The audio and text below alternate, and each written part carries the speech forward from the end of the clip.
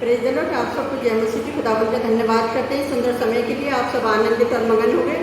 हम वचन में जाने से पहले अपनी जीवित परमेश्वर के जोरदार तालियों से स्वागत करते हैं। हालेलुया। तो आज के जो वचन है यूहन्ना पहला और उसका 19 वाक्य पढ़ेगा।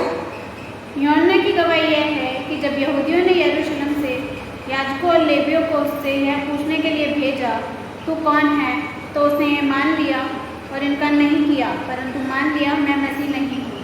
हालेलुया। और आज का जो टॉपिक था यूहन्ना बपतिस्मा देने वाले की गवाही। जैसे यूहन्ना जो बपतिस्मा देने के लिए आए थे, जैसे आज कितने सारे अगर हम 20 में पढ़ेंगे तो उसमें लिखा है, तो उसने उससे कहा, ये मान लिया कि इनकार ना किया, परंतु मान लिया कि मैं मसीह नहीं हूँ। और 21 में देखेंगे, तभी उन्होंने उससे पूछा, तो फिर तू कौन है, क्या तू एलिया है? उसने कहा मैं नहीं हूँ। तो क्या तू वह भविष्यवक्ता है? उसने उत्तर दिया नहीं। तभी उसने उससे पूछा, फिर तू कौन है, ताकि हम अपने भेजने वाले को उत्तर दे सकें। अपनी विषय में क्या कहता है? उसने कहा, जैसे यशायाह भविष्यवक्ता ने कहा, मैं जंगल में एक पुकारने वाले का शब्द हूँ कि तुम प्रभु का मार्ग सीधा करो। जैसे हम इसमें देखेंगे 26 में, तो उसमें लिखा है कि यूहन्ना ने उसको उत्तर दिया, मैं तो जल से बपतिस्मा देता हूँ, परंतु तुम्हारे बीच में एक व्यक्ति खड़ा है जिसे तुम नहीं जानते। 27 में देखेंगे, कहा मेरे बाद आने वाला है जिसकी जूती की बांध खोलने के जो भी नहीं हूँ। 28 में देखेंगे, ये बात यरदन के पार बेहतरिया में हुई जहाँ यूहन्ना बपतिस्मा देता था। हालेलुया। जहाँ देखेंगे यूहन्ना जब बपतिस्मा देता था, तो पता है क्या है, लोग उसे भविष्यवक्ता बोलते थे, मतलब कहते थे तू क्या मसीह है, तू क्या एलिया है। लेकिन उसने ये इनकार कर दिया और मान लिया कि मैं नहीं हूँ, मेरे जो बाद आने वाला है उसकी जूती खोलने के जोग भी नहीं। जब दूसरे दिन यीशु मसीह को उसने देखा, तो उसने कहा, यीशु को अपनी ओर आते देखकर कहा कि देखो ये परमेश्वर का मेमना है जो जगत का पाप उठा ले जाता है।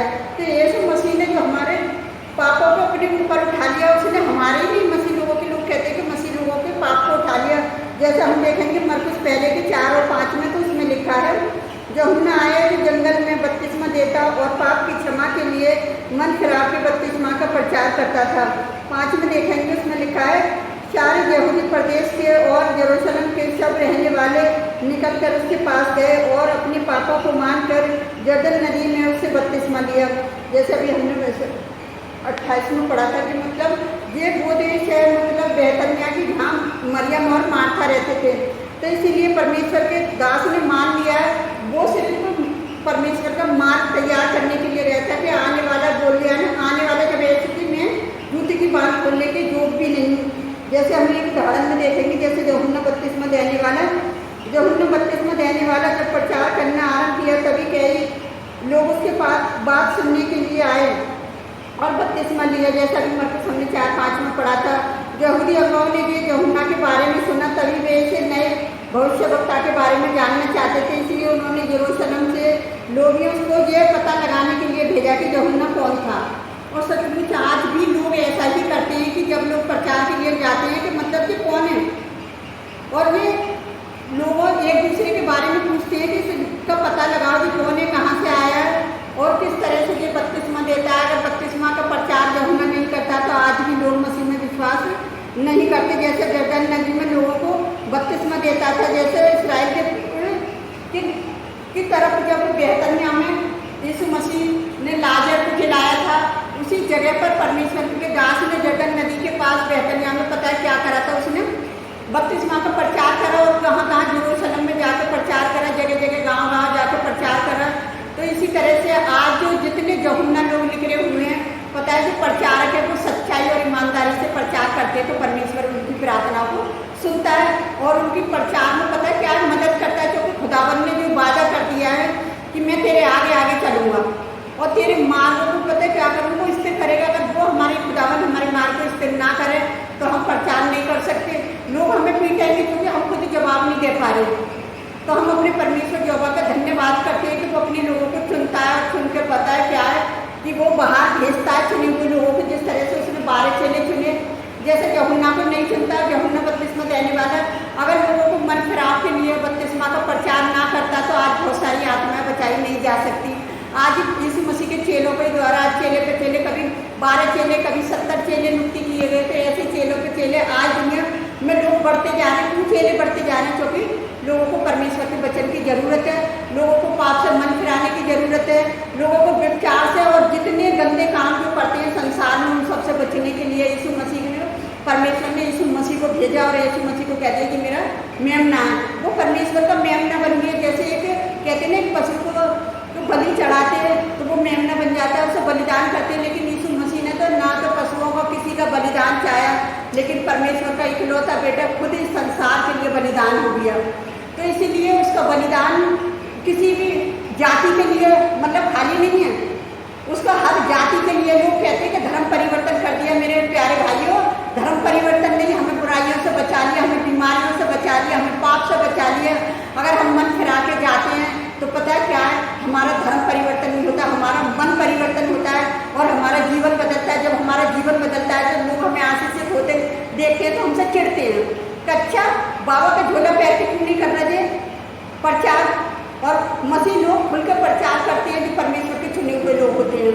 और जो लोग नए नए विश्वासी होते, वचन में लिखा है तो कोई नया चेला ना हो, क्योंकि नया चेला जल्दी डरते डरते काम करता है। जब भी डरता है पता क्या है तो बुराई उसके पास आ जाती है। और परमेश्वर के वचन में लिखा है मत डर, मैं तेरे साथ हूँ। और जब हम इस वचन को लेकर जाते हैं तब परमेश्वर हमारी सहायता हमारी मदद करता है और अपने आप में आप लोगों को प्रार्थना के लिए भेजता है। जिसे प्रार्थना की जरूरत है वो खुद चल के आपके पास आएगा। तो मैं आपको एक छोटी सी गवाही बताना चाहती हूँ। कभी एक जैसे हमारे पास आया प्रार्थना कराने के लिए, वो घर से तो बोल के आया कि मैं प्रार्थना कराने जा रहा हूँ। अब क्या हो, मैं घर में प्रार्थना करने के बाद में घर में थोड़ा अपने काम करती रहती हूँ। उसने मुझसे आके बोला मैडम नमस्ते, मैंने भी उससे नमस्ते कर ली। अब मुझे ये नहीं पता कि प्रार्थना कराने के लिए आया, वो क्या हुआ था मोटरसाइकिल पे था और क्या था कि वो चला दिया जाके। और उसने अपने घर पे जाके बोला अपनी वाइफ को कि मतलब मैं मैडम के घर पर गया, उन्होंने तो मेरे लिए प्रार्थना नहीं करी। तो उसकी मैडम ने बोला होगा आपने बोला नहीं होगा, तो कह रहे मैंने नमस्ते करी थी। तो मेरे प्रिय भाई बहनों, हमारा मकसद किसी के साथ जबरदस्ती नहीं है। उसने मुझसे नमस्ते करी, मैंने भी उससे नमस्ते कर ली।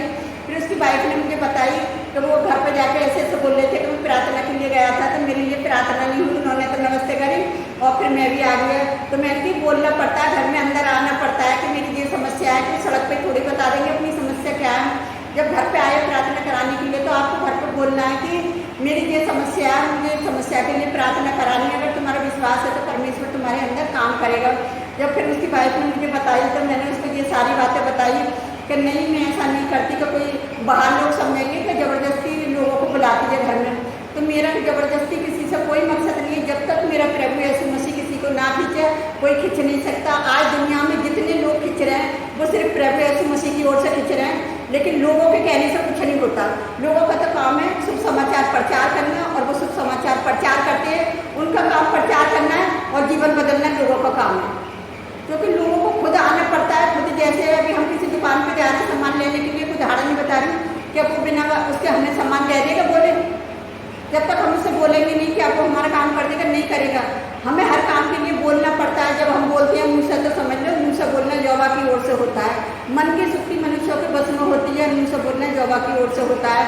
तो जब हम लोग बोलते हैं ना तो यहोवा परमेश्वर उनके जीवनों में काम करता है।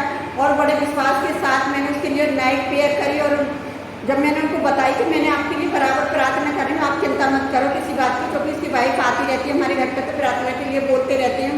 तो जब मैंने उनके लिए प्रार्थना करी तो बता रहे कि मेरा पति आज ड्यूटी पे गया कि एक दिन से ड्यूटी पे नहीं जा रहा था। तो मैं अपने परमेश्वर यहोवा का धन्यवाद करती हूँ कि परमेश्वर के द्वार पे आना ही एक आशीष है लोगों का।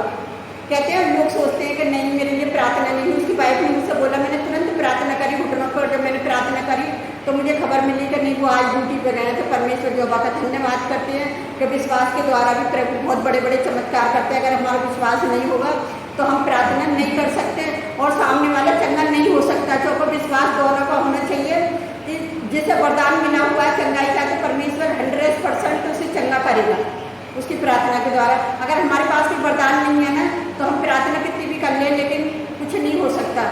और लेकिन विश्वासियों को फिर भी परमेश्वर ने प्रार्थना करने की सामर्थ्य दे रखी है कि तुम एक दूसरे के लिए प्रार्थना कर सकते हैं। तो मैं अपने परमेश्वर यहोवा का धन्यवाद करती हूँ इस छोटी सी गवाही के लिए।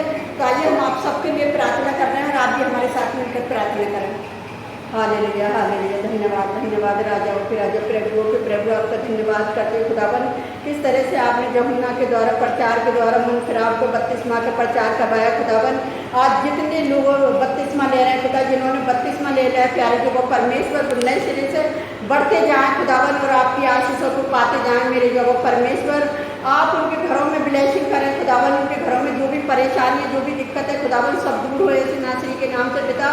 जिस बात के लिए प्रार्थना करते हैं खुदावन, क्योंकि आप हमारे मांगने से पहले ही जानते हैं, आप उनकी प्रार्थनाओं को सुनना और कबूल करना कि आप बपतिस्मा लेना व्यर्थ न जाए प्यारे कि वो परमेश्वर, और वो एक नए सिरे से आगे बढ़ते जाएं और बहुत सी आत्माओं को बचाते जाएं मेरे जो वो परमेश्वर। में सारे विश्वासी लोगों के लिए भी यही प्रार्थना करती खुदावन, जो तेरे वचन को सुनते हैं पिताजी, वो आपकी बाणी को सुनते हैं मेरे खुदावन, क्योंकि आपका सामर्थ्य वचन है प्यारे जो वो परमेश्वर। आज जितने लोगों के जीवन में वचन बोया गया है वो फलवंत होगा मेरे खुदावन। जिस जगह पर वचन बोया जाता है वो व्यर्थ नहीं जाता, वो फलवंत होता है मेरे खुदावन। जितने लोग हमें लाइक करने सब्सक्राइबर करते पिता, आप उनकी भी परेशानियों को दूर करना पिता, कि उनके वचन सुनना जो उनका बोलना व्यर्थ न जाए पिता जी। अपनी कमेंट्सों में लिखते हैं प्यारे पिता परमेश्वर, आप उनकी प्रार्थनाओं को सुनना कबूल करना, जो रात दिन हम उनके लिए प्रार्थना करते हैं खुदावन, और अपने बच्चों के द्वारा उनको ब्लेस करना प्यारे जो वो परमेश्वर। जितने लोग हमारे फॉलोवर्स है पिताजी, एक एक के लिए मैं यही प्रार्थना करती हूँ पिताजी, उनकी बेरोजगारी से कि घरों में कितनी परेशानी है शैतान लेकर आता है पिता,